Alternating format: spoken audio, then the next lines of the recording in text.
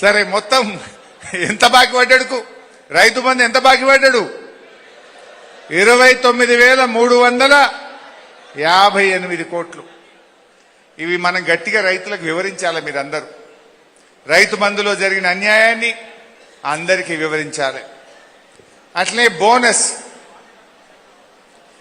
ఎలక్షన్ల ముందు ఏమన్నారే అన్ని పంటలకు బోనస్. అవునా? కాంగ్రెస్ పార్టీ ఎలక్షన్ మేనిఫెస్టోలో మద్దతు ధర ఇస్తాం, మీద 500 రూపాయలు బోనస్ ఇస్తాం, మక్కలకు ఇస్తాం, కందులకు ఇస్తాం, శనగలకు ఇస్తాం, వడ్లకు ఇస్తాం, అన్ని పంటలకు బోనస్ అన్నారు. ఎలక్షన్లు అయిపోయిన ఇంకేమన్నారు? ఎలక్షన్లు అయినాక వడ్లకు మాత్రమే బోనస్. మళ్ళా కొద్ది రోజులు అయినాక ఏమైంది? సన్న వడ్లకు మాత్రమే బోనస్. ఆ సన్న వడ్లకు పోయిన సంవత్సరం 33 రకాలు, ఈ సంవత్సరం 7 రకాలు. ఆ సన్న వడ్లకు యాసంగికి ఎగబెడతాం, ఒక్క వానకాలమే ఇస్తాం. అది కూడా ఒక్కసారి చూద్దాం ఎట్లా మారి. ఇది కాంగ్రెస్ మేనిఫెస్టో.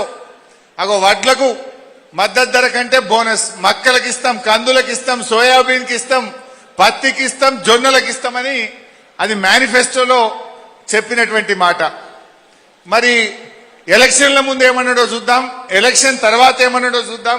నిన్నగాక మొన్న ఉత్తమ్ కుమార్ రెడ్డి ఏం చెప్పిండో చూద్దాం. ఇక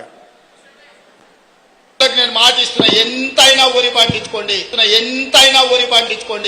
500 రూపాయల బోనస్ అదనంగా ఇచ్చి మీ ఒడ్లు కొనే బాధ్యత మా ప్రభుత్వానికి. ఈ ఖరీఫ్ పంట నుంచే సన్నాలకి ప్రభుత్వం 500 రూపాయలు అదనపు ఎంఎస్పీ పై 500 రూపాయలు క్వింటాల్ కి అదనపు ధరకి కొనబోతున్నాం.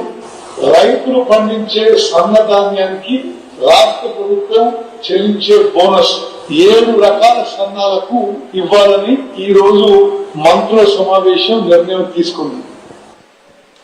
విన్నారు కదా?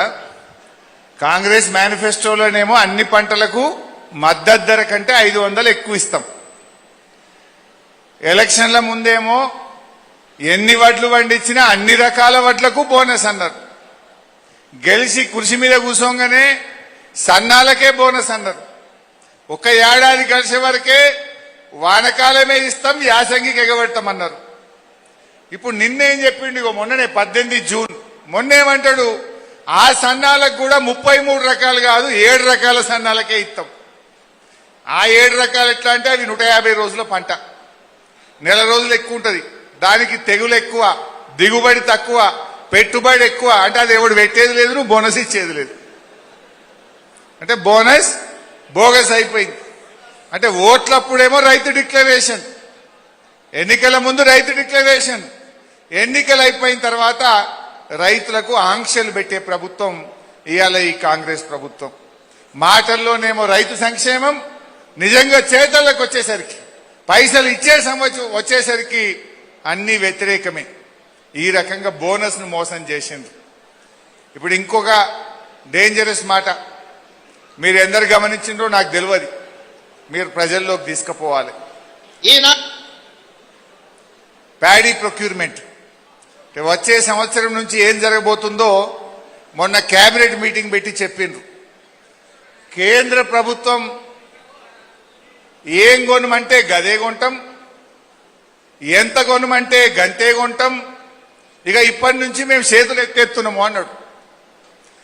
రాష్ట్ర ప్రభుత్వము ఇక మేమేం కొనం, కేంద్రం కొనుమన్న పంటనే కొంటాం, ఎంత కొనమంటే గంతే కొంటాం, ఇక మేమేం చెయ్యము, మాకేం శాత కాదని చేతులు ఎత్తేసింది కాంగ్రెస్.